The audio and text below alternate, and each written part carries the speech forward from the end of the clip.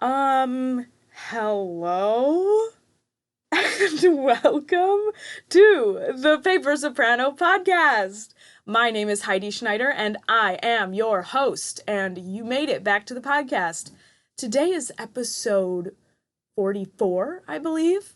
So, welcome. Here you are. And I am very excited to say that we have a guest on our podcast episode this evening, afternoon. Whenever you're listening to this, it's afternoon, evening for us. But we have a guest today, and that guest is none other than the Will Steadman. And Will, hello, how are you? Welcome to the pod. Hi, I'm swell. How are you? Oh, you know me, just always great. So let us all know, like, what's your deal? Give us the whole spiel, like introduce yourself a little bit, like interview style. All right, it's gonna be real surgical, but here it goes. Yeah, I'm Will Steadman. Heidi and I went to Fredonian together. I was there for 2 years while she was there. I did my master's in choral conducting there. I am currently living in Erie, Pennsylvania, where I teach at a Catholic boys' school, Cathedral Preparatory School. It's a high school. I do jazz band and chorus and piano and guitar there, and the musicals. I sing at a church that I've been at for 8 years. I teach private voice lessons. I sing with the Erie Philharmonic Chorus and their chamber choir, and I'm on the steering committee. I'm on the board of directors of the Erie Playhouse, a community theater here in Erie, and the music advocacy chair for our district of PMEA, the NAFME of Pennsylvania. Dude! And I'm busy. I do things. Like, seriously, Will, I'm so blown away. First of all, I had no idea you were all of these things, and, like, to be perfectly honest, you were, like, listing all of those things off, and I kind of, like, zoned out after, like, the fourth one, because I was like, oh my god, like, oh my god, I can't believe you're all doing all these awesome things. But the thing that struck me the most that I did not know about you, I knew you were teaching, I didn't know where, but I knew you were teaching, and I didn't know that you're teaching a jazz band? That's awesome. Oh yeah, it's great. I love teaching jazz band. Yeah, what do you, like, what's your vibe in jazz band? Like, what do you love to teach? Are you an old school kind of guy, or do you do, like, funky new stuff? I like doing funky new stuff. I like doing both. When I was in high school, so first of all, I started doing trumpet in 6th grade, which is when we started at my school district. And I did jazz band all 4 years of high school, playing trumpet. I'm a trumpet and a tenor, and a conductor. So if there's a terrible kind of person, it's me. But so in high school we played kind of all over the place. We played a lot of Maynard Ferguson charts, and we did Buddy Rich. Yeah. But we also did Gordon Goodwin. We did lots of arrangements and pieces by Sammy Nestico, among others, of course. So the school I teach at, it's a private, all-boys Catholic school, and what that means from a music educator standpoint is that these kids are coming in from who knows where, everywhere. Some are from New York, some are from Ohio, some are from close to Pittsburgh, to the south of us. Some of them didn't really have real music courses. Sure, or weren't in band. So we have a really kind of weird setup, but we do, we've done some of the easier Gordon Goodwin pieces. We've done some trickier covers, or arrangements rather, of, some Earth, Wind, and Fire. We've done September, a decent arrangement of that. We were working on Sir Duke last year before we got shut down for the quarantine. So we do some of that. We did this really fun cover of a piece called Morocco. That was kind of more fusion-y. So I try to get them all over the place. I liked playing a little bit of everything. But in high school, we mostly played what I listed before, some Glenn Miller and Stan Kenton. Sure, College, in undergrad, I was in the jazz band for 2 or 3 semesters. And we did a little bit more Latin stuff. Mm-hmm. When I was there, so I try and add what I can. But it's certainly it's an interesting challenge trying to find stuff that is challenging but works with our instrumentation. I've yet to have trombones, so that's always really exciting. You haven't had any trombones? No, what? I haven't had any trombones. This is my 4th year at prep, and I have not yet had a trombone. Wow. Wait, okay, so you haven't, like, had a kid who wants to play trombone, or you literally haven't come across, like, a physical trombone, like, an instrument? Oh, a kid to play trombone. And I guess I should amend that a little bit. I've had kids that want to play trombone, but it's usually, like, my lead alto or my lead trumpet. I'm like, well, what if you just kept playing art and someone else plays trombone? What if you didn't, though? Like, right, exactly. That's awesome. So you played jazz in undergrad, you said. Where did you go to undergrad again? I went to a local state university, Edinburgh University. That's like 30 minutes south of Erie. And that's where I grew up. I'm from the town of Edinburgh. Yeah, for sure, dude. Honestly, not to be like, I feel like you strike me as someone who's from, like, a small town in Pennsylvania, but, like, your vibe is so friendly and, like, so, like, just kind of, like, go with the flow, like, not necessarily, like, go with the flow, like, you're not like, what's up, dude, but, like, you have a very, like, easygoing personality, and I feel like if I had to peg you in any specific, like, hometown, it would be somewhere in Pennsylvania. Like, oh yeah, that's me. Like, literally, I didn't know that you went to school in Pennsylvania. For some reason, I thought you went, I don't know where I thought you went to school. It was such an interesting thing having grad students at Fredonia, because I feel like it was so undergrad heavy. And what was it like for you? Like, I know what it was like for me, having, you know, superior grad students, like, who are older and wiser and, like, oh my God. But, like, what was it like for you being at Fredonia and being a grad student? Well, first off, it was great. You know, I mean, that's the honest truth. It was great. My program for undergrad was smaller and had since gone, like, it went into moratorium and it no longer exists. So that's the direction that it was heading. I loved it. I loved every minute of it. I loved my faculty members. I knew all of the faculty pretty well because it was so small. Yeah. But so it was really awesome seeing a program that was so big and that was, you know, kind of like the focus of the university. That was, and just the opportunities that the undergrads had at Fredonia were incredible. So, you know, part of it was, you know, feeling certainly daunted at first. And that never necessarily went away. I mean, you know, getting to be in such demanding ensembles, you know, you never felt like, oh, it's okay, like, I'm the dude. So that was never certainly the feeling.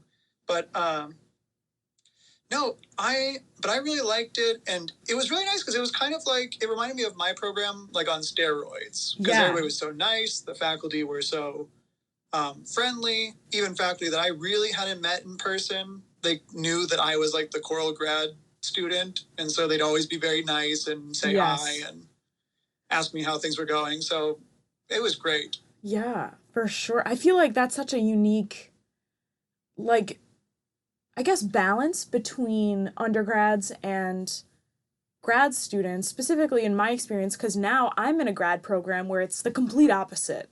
Like, there are so many grad students and, like, hundreds and hundreds of masters and DMA students at my school right now, and then so little undergrads. So it must have been really, like, unique to be, because were you the only one in your program at a time, or were there, like, 2 people doing your degree when you were there? I was the only one. There had been 2, and 1 graduated, and then there was just me. And then I think, from what I've seen, I think since it's been, no, there were a couple at a time, but when I was there, I was by myself. Yeah, I remember being, like, a little confused, I guess, because I was always like, oh yeah, Will's here. Yeah, he's here now. But is he, like, an adjunct, or, like, what's going on? Like, he's helping people out with stuff, but, like, what's the deal? I was always so confused. Like, what's your position? Like, are you getting paid to be here? Like, a little. I was getting the chairs. I know, you were always getting the chairs. Like, that was probably why it was so confusing, because I was always seeing you, like, doing little tasks, like, for one, obviously getting the chairs and, like, doing whatever needed to be done around the choral room. But, like, I was like, oh, yeah. He's like, helping out. Like, he's doing the thing. But then you would sing with us in the ensemble. So it was kind of like, oh, yeah, but I think he might also be, like, here to learn and stuff. So, like, what's going on? Because there was also a weird thing where, like, certain people were, I can't remember exactly what was going on, but there were certain people who were a little bit like passing the baton around while you were there, because Patrick Rose was there at one point, and I know that Dr. Huff, the choral program, if you're listening to this and you have no idea what we're talking about, the choral program at Fredonia, when I was there from like 2013 to 2017, was very, like, I want to say it was kind of in flux a little bit, because Dr. Vernon Huff, had just arrived in 2013. So he had just begun his time at Fredonia. And good Lord, that was like 7 years ago now. But, but I remember it kind of being like, oh, we've got this new thing and like blah, blah, blah. And also, I was also confused by the whole, I guess like little assistant thing. What was that position where it was like you were the choral assistant? I was the graduate assistant for the choral area. Right. But was then my title. But then there was also somebody else who helped with university choir. Was there not? Well, I think now, if I'm not mistaken, I believe that while I was at Fredonia and I was the only grad student, Dr. Huff had undergrads working with University Chorus, at least my year. So that would have been fall of 2014 through May 2016. So like Colin Mann and others. And I know Colin did it, but others after Colin. I did that at one point. I remember being the like choral assistant for UC at one point when Cody Mott was here, and it was myself and Cody. But Cody was also a grad student, so it was so confusing because I was like, I am like, we both did a piece with University Chorus, and we conducted it on the winter concert, and it was wonderful. And I just remember like, there was just so many layers to the choral program at Fredonia, and sometimes I wonder how I kept it all straight in my head back then, because I'm so confused by it now. I'm like, because I know it's all changed as well. I don't know exactly what they're doing, but I know Dr. Huff is now the director of choral activities, correct? Yes, I believe so. I think so too.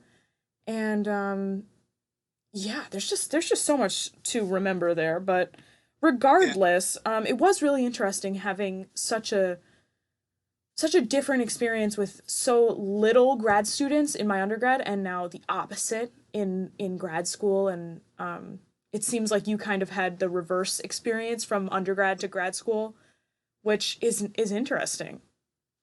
Oh, yeah.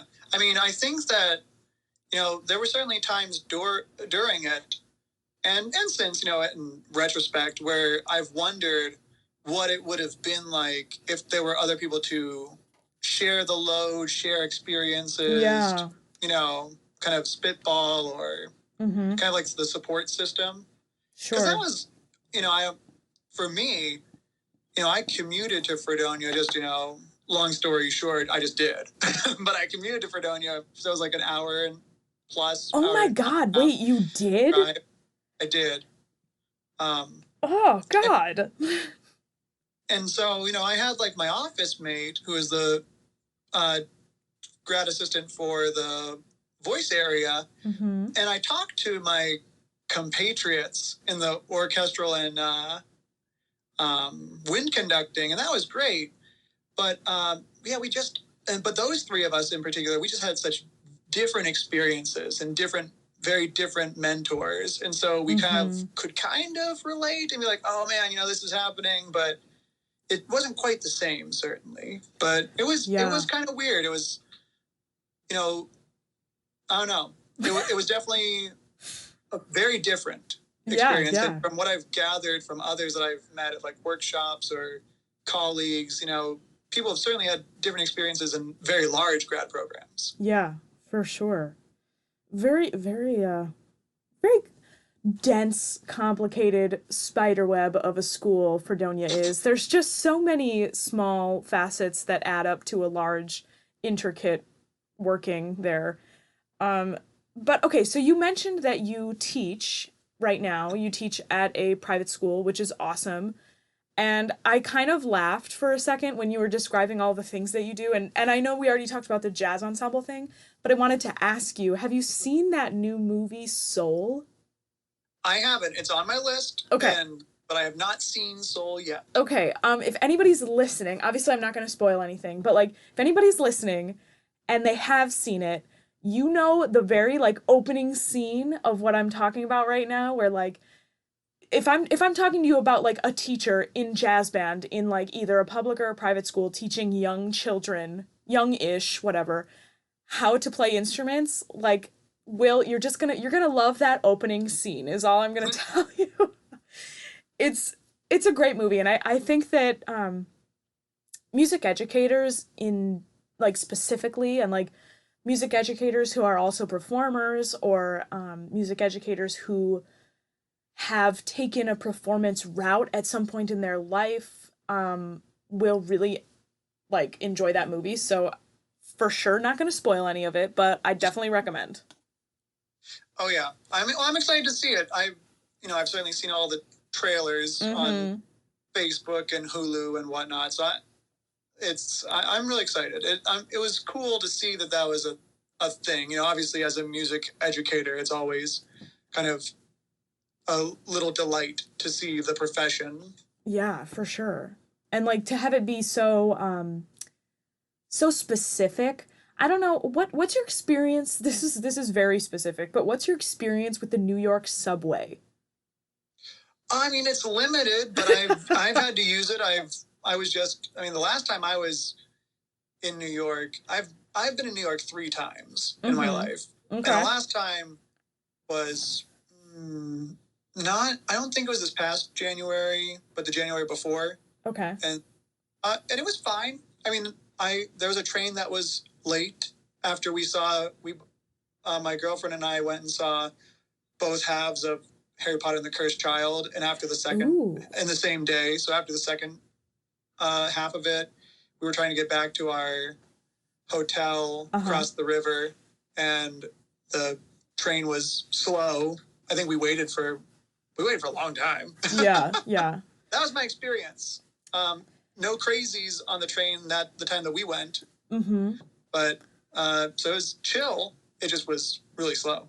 Yeah. The reason why I ask you that is because in that movie, like Pixar does a really, really good job at depicting the subway. So you're probably going to have some flashbacks.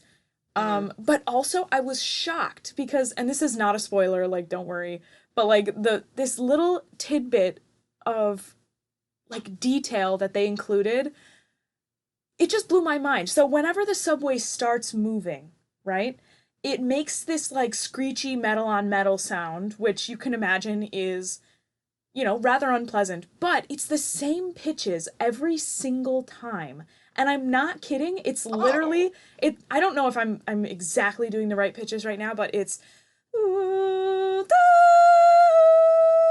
and it's that every single time. Like there's a place for us, like every single time.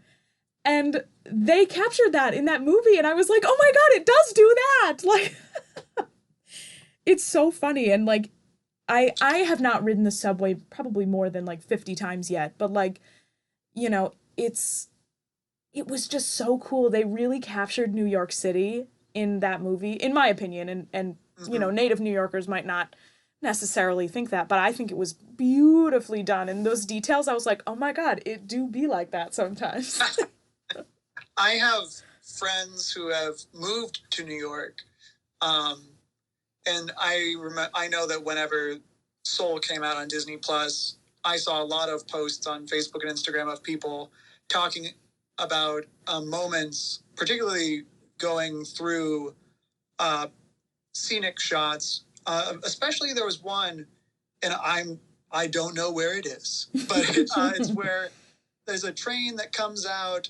It's like above ground. It's going through the sides of buildings. Oh, like, yeah, with, like, yeah. a skyline behind it. And someone had commented, like, this is the exact route I take, and I see this site every day. And Yeah. this is incredible. Pixar is almost rude in the fact that they do things so realistically. And I'm like, who's working for you? Like, who is creating these things? Like, you guys should be, like, arrested for how good this is. Like, I just don't understand how they can make it look so beautiful, like, and lifelike, but also so Pixar beautiful. You know what I'm saying? Like God, if you're in animation and you happen to be for some strange reason listening to this, like, I really admire the fact that you can recreate like life in a moving picture like that. Like, Pixar is just insane to me.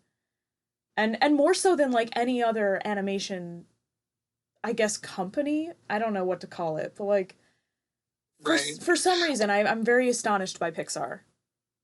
Well, yeah, they just have a pretty consistent standard of excellence, and and it's just, you kind of just have to like shake your head and say, wow, every time. And even if you don't like certain movies, that everything is always done with such precision and intent, and like you said, so much detail.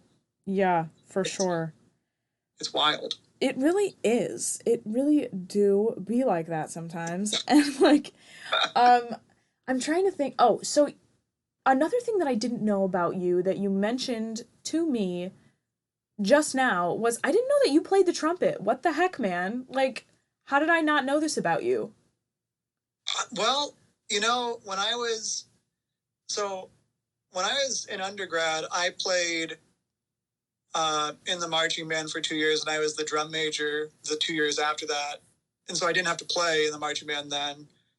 And I played in our symphonic wind ensemble, which for all intents and purposes is, like our concert band. We didn't have multiple offerings for like a concert type band. Sure. But I played in that, and it got to a point where I was in my voice lessons, and I was having, as voice students do sometimes, or all the time, as you and I have probably seen with students, breathing issues.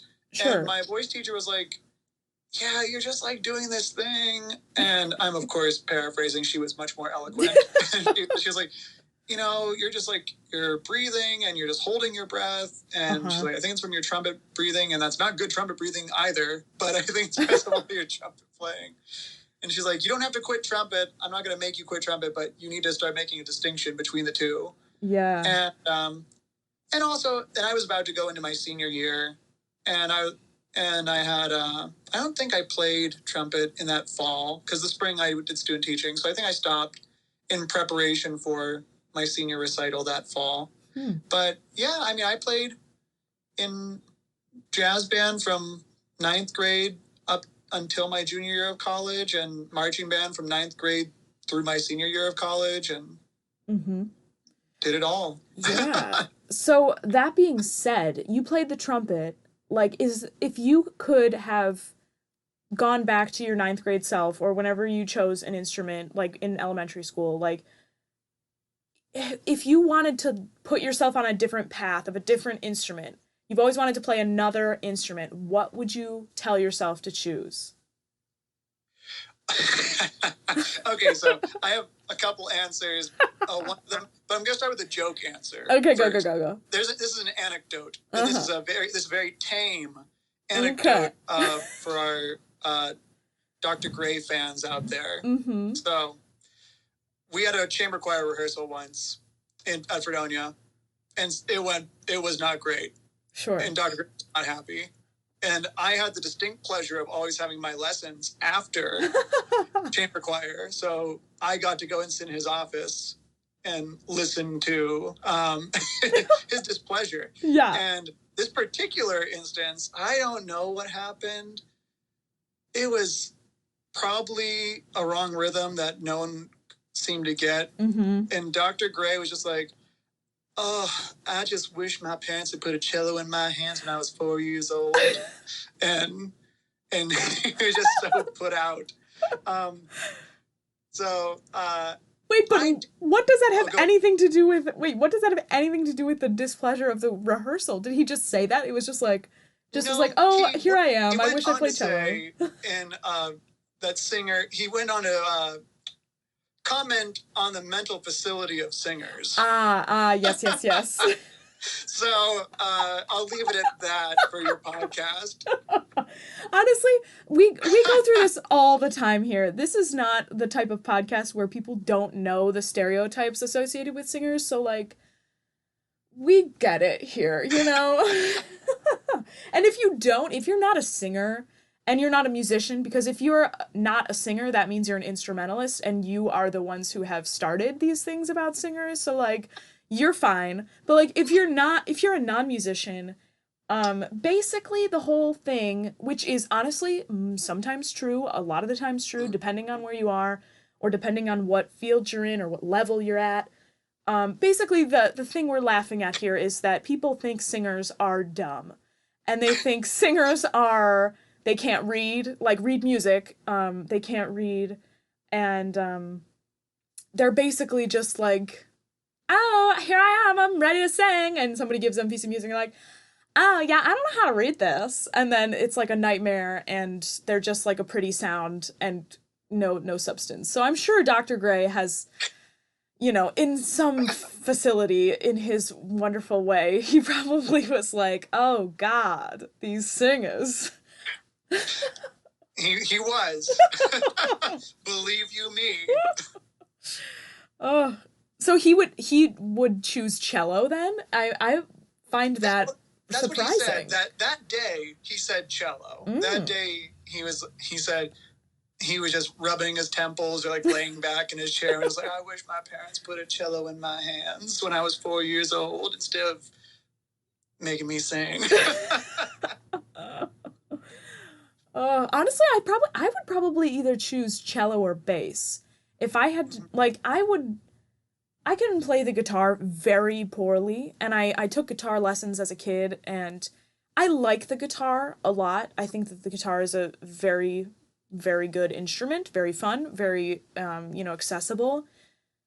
But, like, bass is just so cool, you know? Like, upright and electric. Like, I would choose either or, although I definitely would have been upset carrying it anywhere or, like, lugging that thing. Like, oh, yeah. As a singer, I feel like I have no concept of, like, schlepping an instrument from place to place. And, like, a bass would be terrible. Mm-hmm. Oh, yeah.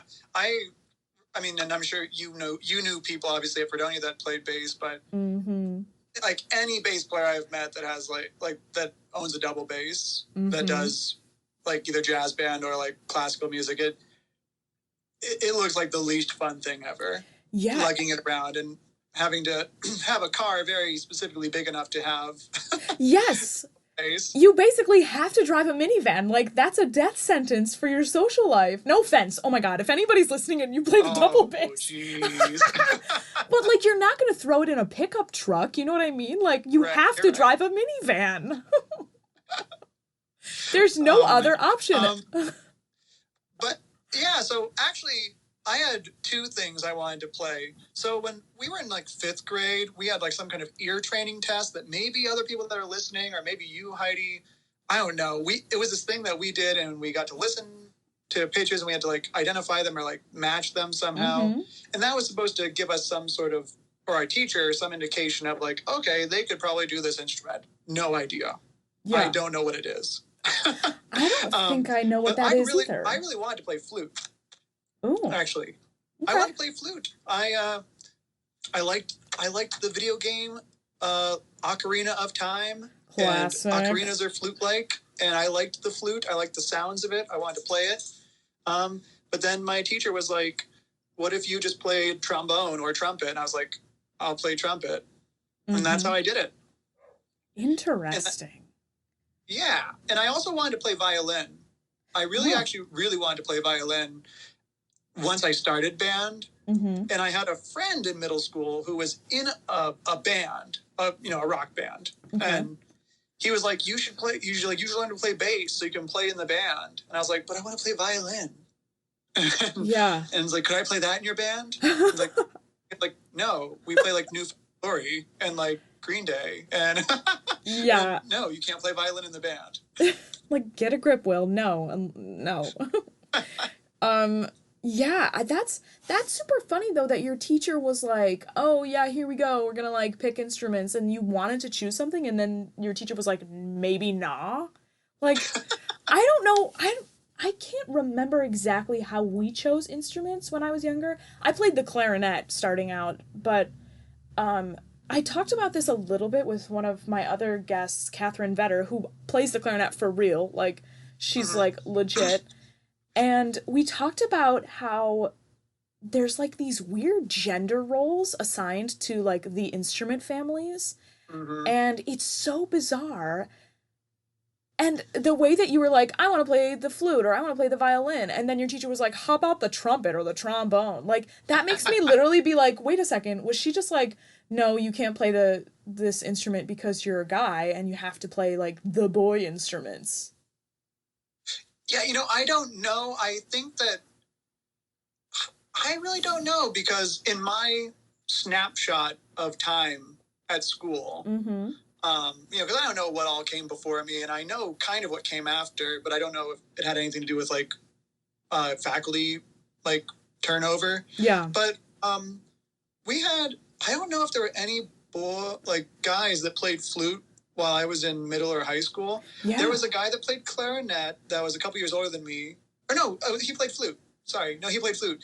And he was in the marching band, and he was great. He's a funny guy. And he was Man Flute was his nickname. What? But that's so crazy. Like, and this is, like, totally not a reflection on Man Flute. Man Flute, if you're listening, like, I'm happy that was your nickname, but I'm sure that had something to do with the fact that he was a man playing a flute. You know what I mean? Like, what is up with that? No, and that's the thing, is, like, when I went to undergrad, really was and I mean, don't get me wrong, at marching band competitions, I knew that there were guys playing clarinet and flute. And I mean, and, like, but, like, I didn't really see guys playing flute and clarinet until grad school. I mean, not grad school, sorry, undergrad. Yeah, when I was at a music program. And it wasn't, like, shocking by any means, but I was like, oh yeah, that's right. But since I've left my high school, and even as I was graduating, it really was the woodwinds. It was really the flutes and clarinets, because there were guys and girls that played all the different types of saxophones. There were guys and girls in the trumpet section. There were guys and girls in the trombones. There were guys and girls in the baritones and the tubas, not in the mellophones, strangely enough. Or no, there might have been, like, one boy in the mellophones finally, but like my senior year. That was, like, the other weird thing at my high school. It was, like, mellophones were all girls, and then the flutes and clarinets, and maybe that's at other schools too, I don't know. But yeah, from my experience, and I obviously have never been in, like, a real orchestra. I've never, like, played instruments in an orchestra except for, like, in friggin' third grade. Like, so, I mean, from what I've seen and from what people have told me, and from, like, my sister played the flute, and my other sister played the violin for a short period of time, and I played the clarinet, and, like, those are all, like, the stereotypical girl instruments. And, like, it was so interesting to me because I remember looking at, like, the people in the band when I would go and see my sister at concerts or see her in the marching band, and it was, like, weirdly segregated, and I find that very interesting. And Liz, if you are listening, one of my friends, Liz, she I guess did, like, some research on this and did some work on it, and I find it super interesting, the whole, like, gendering of the instruments, because, like, what is that? And especially, like, even in orchestra, like, usually I would say females play violin younger, not necessarily in Western white bread people culture, and you know, and then, like, the lower down you get, I guess, like, guys usually play basses, uprights, or double basses, and then, you know, the viola and the cello are kind of, you know, intermixed. Like, I feel like I could see people in, like, my third grade eyes, I could see people playing both. Mm-hmm. But it's so interesting to me, and I'm like, what is up with that? Especially the whole, like, violin, flute, clarinet thing. Those are so interesting to me, that, like, young girls are typical of playing those, but it kind of disappears after a time, and I'm like, why do we start there? You know what I mean? Yeah, well, it is, it's really weird. It's particularly weird because of how, male dominated everything has historically been. So it's kind of like, so why is it that, like, in middle and high school, it's all girls playing the woodwind instruments, but then you don't see them in all the orchestras? Yes. What's up with, like, what's going on there? Right. It's bizarre. And, like, oh God, it kind of grinds my gears a little bit. You know? I'm just like I'm a little bit perturbed by this correlation. And I think some research needs to be done and some papers need to be written, darn it. Like, somebody needs to do some more writing on this so that I can read about it. Yeah, not you, not me, but somebody. Yeah, not us. Get on this. Definitely not us, because, I'm not trying to do any work right now. Definitely not. But, okay, wait, so you would play, what were your choices? You wanted to play which instruments? So, when we were given our options for, like, band, because my school just had band and chorus. We didn't have orchestra. Oh, okay. Strings weren't even on the table. That was just my own personal thing. Oh. I wanted to play flute. Flute was the instrument in band that I wanted to play. Mm-hmm. And then, like, the next year after playing, something inspired me to be like, oh, I want to play violin. And darn it, I never picked it up except for my strings methods in undergrad. My God. I know. And let it be known that it wasn't that great. Yeah. Right. As methods in your non-primary instruments usually are. Right. But then I had to go teach it right out of undergrad. I had to go teach 6th grade violin at my first job. So that was fun. My God, are you kidding me? That is one thing that I do not envy. Like, I'll teach voice changing boys all day long over beginning instrument class. You know what I mean? Like, good Lord, I would even teach 3rd grade recorder all day long before I was like, yeah, let me just start teaching somebody the violin. Like, some fresh human, I'm just gonna be like, yeah, let's talk about how to start the violin. Like, good Lord. Oh man, that is, you're not wrong at all. One, because it's your opinion, but two, because it's true. But I'll tell you, though, there is something, don't get me wrong, I'm not necessarily of the same mindset as aforementioned, like Dr. Gray had said one time.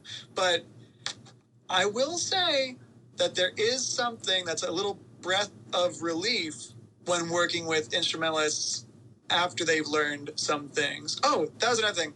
I started in the fall, halfway through the semester, doing the concert band for a local Catholic university once a week. So I have that going on too. And that's one of the things I'm most excited for, because it's like, oh my God, I have college kids that have played in, like, PMEA and ECMEA and NISMA that are going to be playing in this concert band. I can do real things. I'm so excited. Yeah. And don't get me wrong, I was a voice major and did choral conducting, but there is a little bit of sigh of relief sometimes when you're working with instrumentalists because, you can say it, Will. Go ahead and say it. Go ahead and say it. No, because singers are so stupid.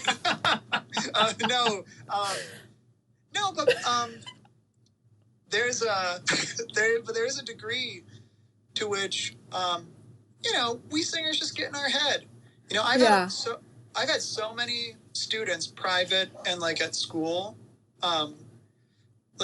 say to me, like, but I can't read.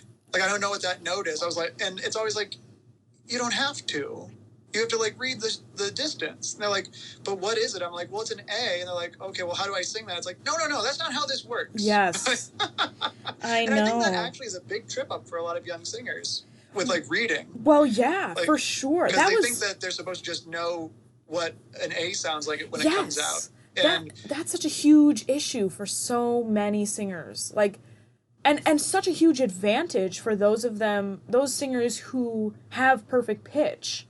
You know what I mean? Like, right. But it's also kind of a disadvantage in a choral setting because obviously, like, in a choral setting, there's probably going to be, like, maybe 1 or 2 people who have perfect pitch in the entire choir. And the whole time, you're just going to be, like, mildly annoyed because you know that, like, you're not actually singing the notes that it's supposed to be because, like, the thing is, with singers, it's, like, we can't just press a button and play it in tune and tune to our, tuners, and we do have like tuning forks and stuff sometimes, but you're not singing to a tuning fork every second, you know what I mean?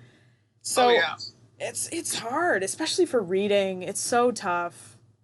Well, and that's the thing that always shocks students of mine when we start really like talking it out, because like I have some students that are like, we're preparing for our virtual auditions for our district chorus, like, so if they make it to the top 10, they get to audition for the all-state chorus, even though it's all virtual, blah.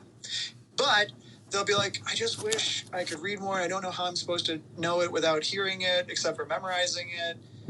And, like, how do you do it? And, and part of it for me, at least, and I think it's with a lot of people who have done, like, a degree in music or multiple degrees in music for singing is, like, I mean, when I read vocal music, I'm reading almost in simultaneity, like solfege, and letting it like vomit out of me, like solfege as I go along.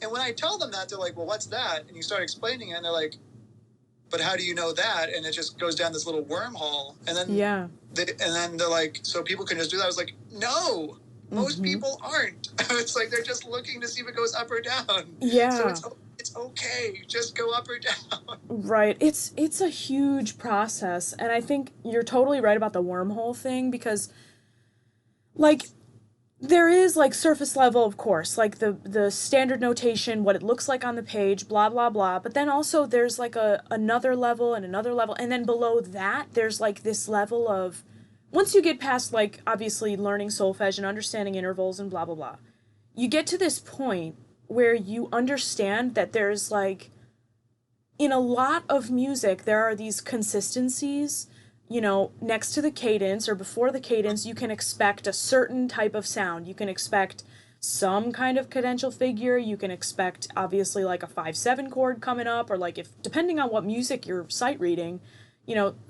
examples are usually going to start out with some kind of like tonic triad. They're going to bounce around maybe to the 4. They're going to bounce around a little bit, maybe throw you a little loop, get you to the 6 or something. There might be like a fermata in your example, and then all of a sudden you're just going to like pop on back to home, and it's going to be a 5/7/1, cadential 6/4 kind of deal.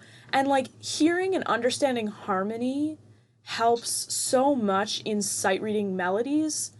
And it's like that level of thinking is so far down into that rabbit hole. Like, it's like, I know this is so hard, and sometimes it seems so abstract, and like, you're struggling to understand intervals and pitches and matching pitch and, singing the solfege syllables and blah, blah, blah.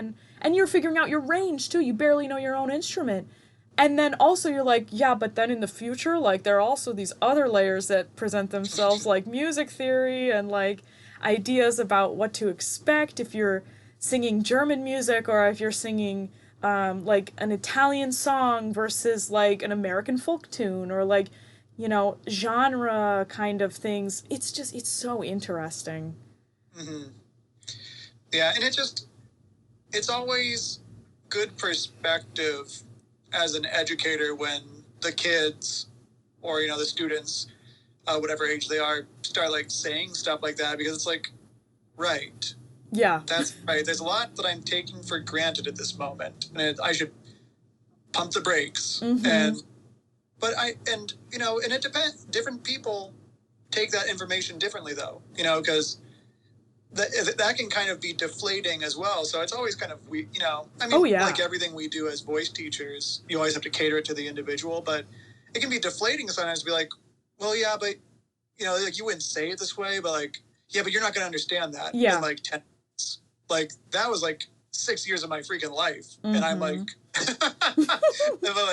and I don't know. It's one of the, like you said, you're going down the rabbit hole, and it's really cool to see the interest spark in people's eyes, but it sometimes can be a little discouraging to students, though, that it's that much information that before you can do some of those things, unless you have perfect pitch, in which case you're going to be annoyed most of the time, but at least maybe you'll sing the right notes.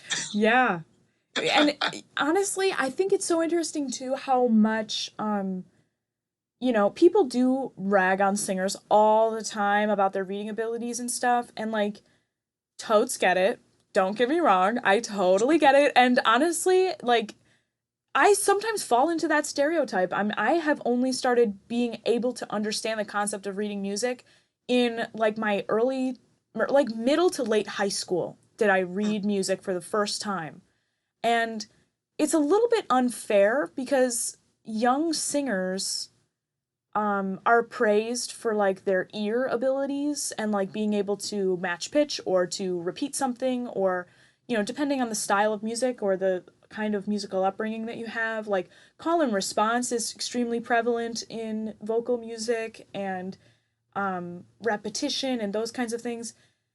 And it's just, sometimes you just don't start reading music until later in your musical journey. And it's like really unfortunate that a lot of the times that happens with singers, because so much of the repertoire that you're singing doesn't really even need it. And like, as a young singer, you're singing easy things that can be memorized, and you're a spongy little kid who can just like pick it up. You know what I mean? There's no need to read music. It doesn't matter.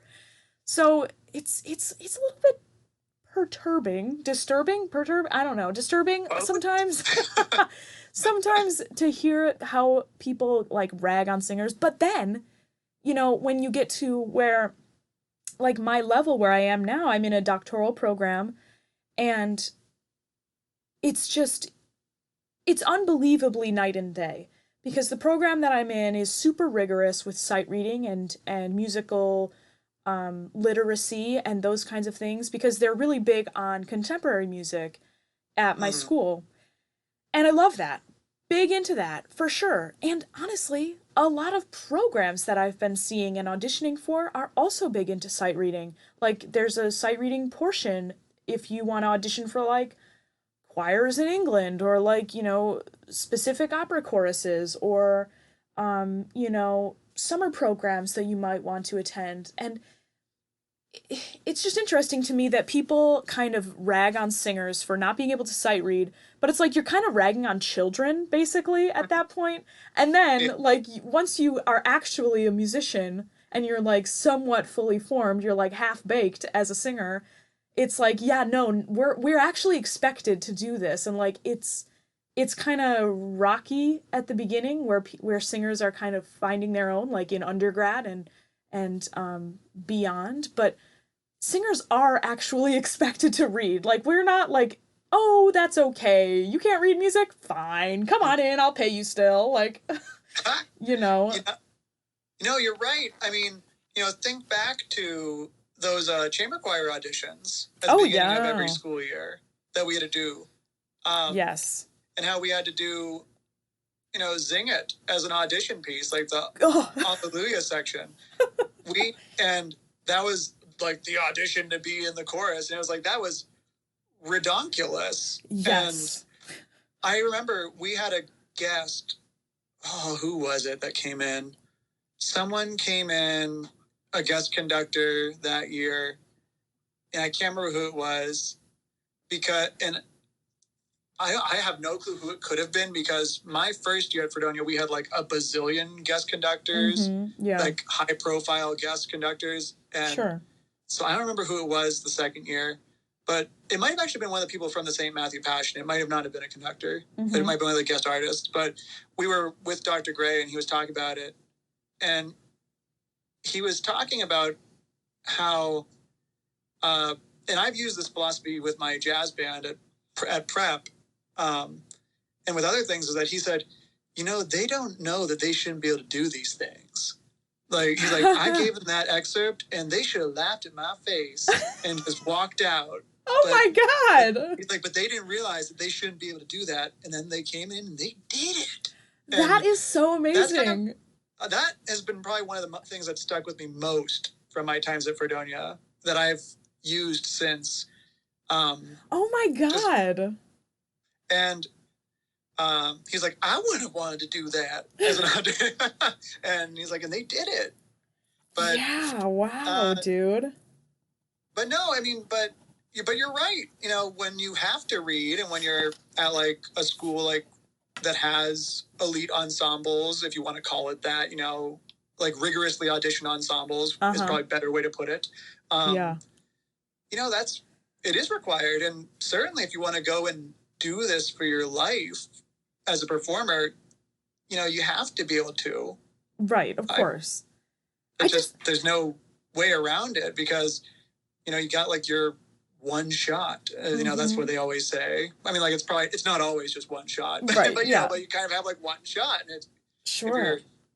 That's just around, so funny to me. You. I had no idea that Dr. Gray said that, and that to me is just like, if you have ever had the pleasure of meeting Dr. Gray, that is like the epitome of his true self, is like raising this bar for everyone where it's like it seemed unachievable and so just like unbelievably high of a bar, and we didn't even know that it was a high bar. It's like it's just, I didn't even know that he said that, and that's so funny that he was like, you should have all laughed in my face when I gave you this. And I was like, no, of course I wouldn't have. Why would I do that? Like God, yeah. That's awesome. That was definitely I guess it had to have been either someone who came in and talked to a conducting class or someone from the St. Matthew, because it was during that spring semester. Yeah. And I remember like kind of like it was definitely like a moment of like, what? Yeah. Okay, not to like completely make a left turn here, but I have been wanting to include this as a little segment of the podcast with all of my guests. I think it's a really funny thing. And I'm going to tell you what it is, and I'm going to explain it a little bit so I can give you a couple seconds to like think about your answer. But the question is, on the line here, what is something that you hate that everybody else loves? And the question itself comes from another podcast that I really like. All credit goes to Matt Belisai on his podcast.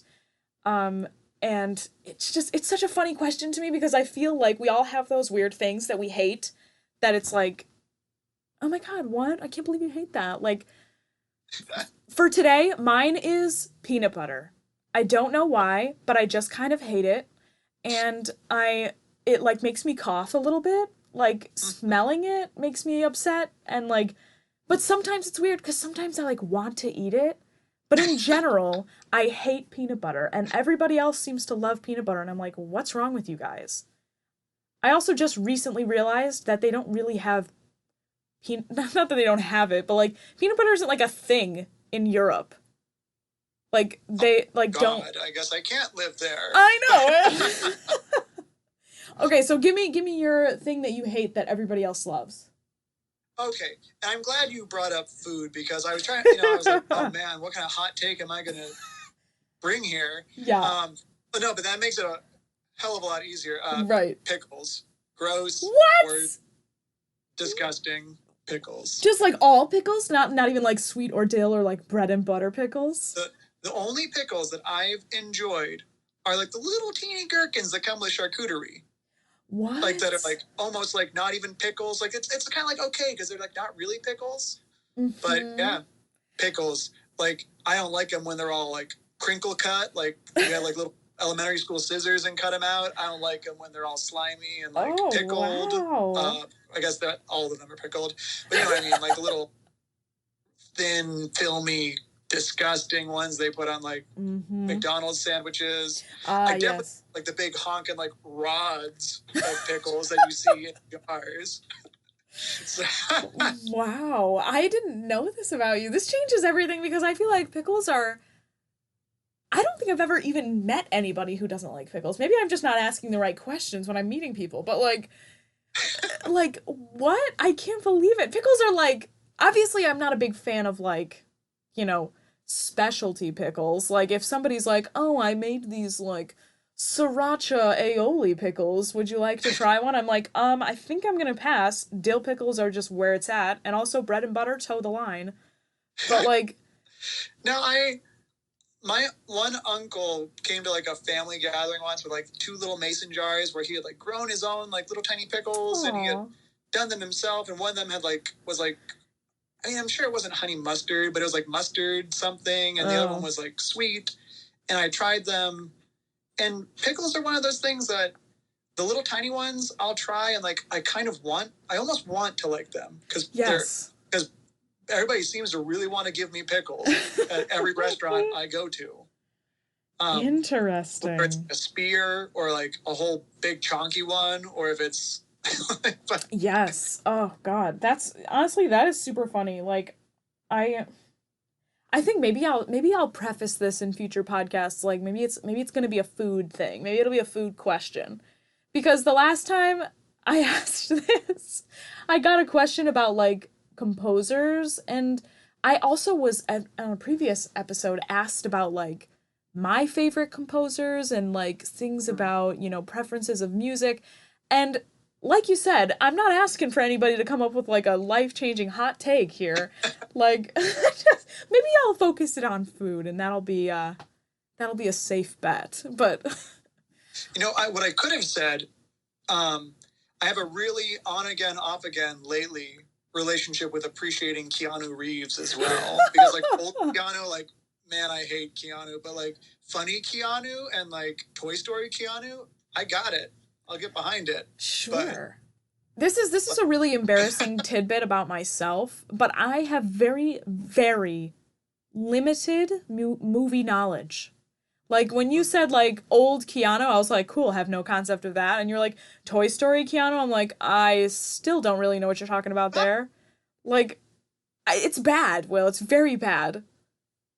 Well, my one advisor in undergrad, when I was trying to figure out what I wanted to do for grad school, and I was like, I want to do ethnomusicology or vocal performance or choral conducting. And he was like, that's great. And he was the director of choirs. He was like, but here's the thing, is that as you go higher and higher up, you'll know probably a whole heck of a lot about a whole lot less.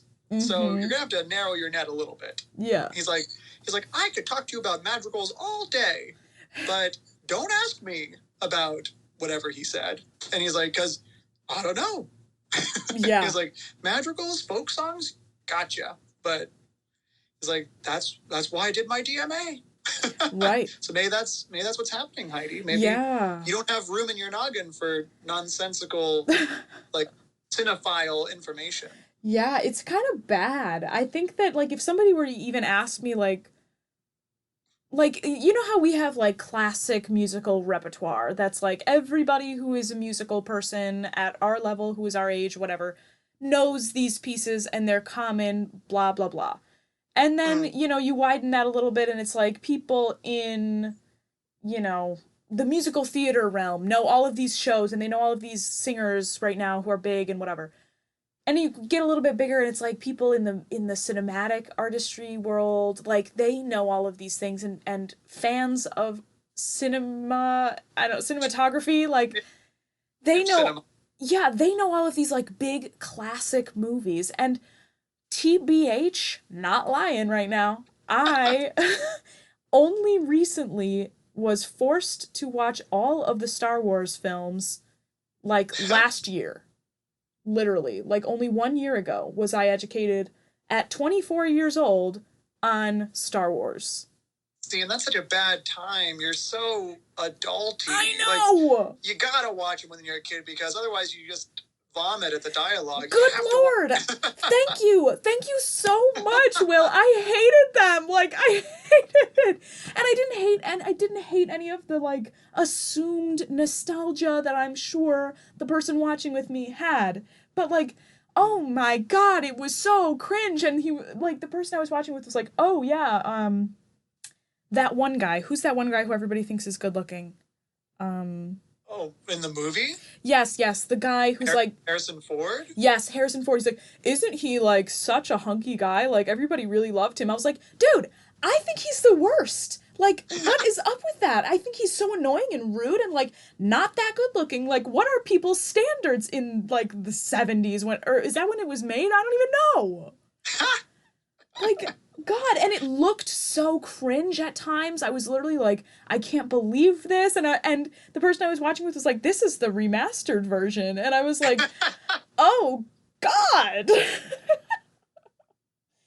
But it's so funny to me. Like, people could ask me movie trivia, and I would probably do worse than someone who is like fresh out of the womb. Like, I just don't watch movies. It's bad.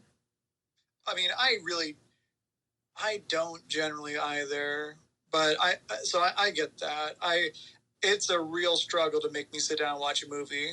I have definitely fallen into the whole, my attention span is pretty short, or I just have something on as background noise. So making me have to watch a movie is sometimes difficult. And in the end, I usually am like, yeah, that was nice. I'm glad I did that. Mm-hmm. But getting it started can be like pulling teeth sometimes. Yeah. Oh, it's such a commitment, but also not. Like, I'm like, oh God, a movie, like 3 hours. It's like, oh my God. But like that is in the grand scheme of things, it's not a commitment at all. And I'm sure that I would like really like it, but like, oof. I don't know. It's just, it is what it is. But I'm noticing right now that we have been speaking for quite a time, almost 1 hour.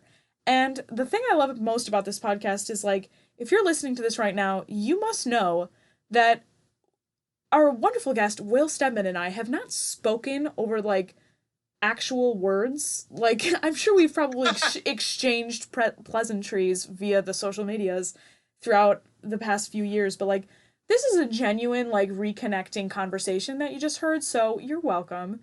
And, like, it's so funny because I literally just checked the clock for the first time and I was like, oh my God, it's already been an hour. So time flies when you're on the pod. But, so, Will, now's your time. I'm not sure exactly if you have anything to promote or if you want to promote any kind of like your website or whatever you've got going on coming up, performances for any of your ensembles that you conduct or whatever. But now's your time, so give it a shot, whatever you want to say. Alrighty, well, I'm taking my shot. So here's my laundry list. Yeah, if you're listening and you feel so inclined, if you want to check out a couple of the organizations that I serve as a member of the board of directors or steering committee. There's the Erie Playhouse, www.erieplayhouse.org. As with many organizations, they have not been able to do things. So always looking for support for those organizations when they can't make money. I'm vice chair of the steering committee for the Erie Phil Chorus, the Erie Philharmonic. There's some huge renovations happening in Erie at their home, the Warner Theater. The orchestra and the chorus have been getting tremendously better. If you haven't listened to them, check it out. They've been doing all sorts of free shows on our PBS affiliate, and if you can, throw some money to your own local arts organizations because we all need you right now. For sure. That's it. If that's not the truth, I don't know what is. Like, I think that as artists and as those of us who are already so lightly funded by like the government and by the general populace, but so like enjoyed by everyone, it's kind of backwards already. And then throw a pandemic on top of it. It's like, wow, okay.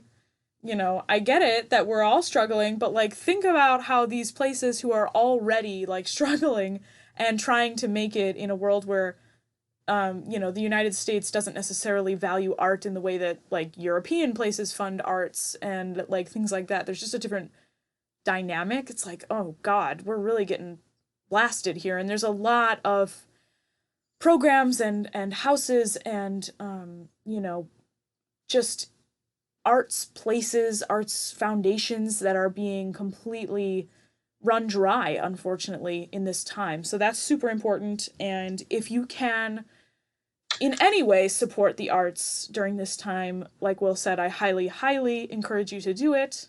And thank you in advance.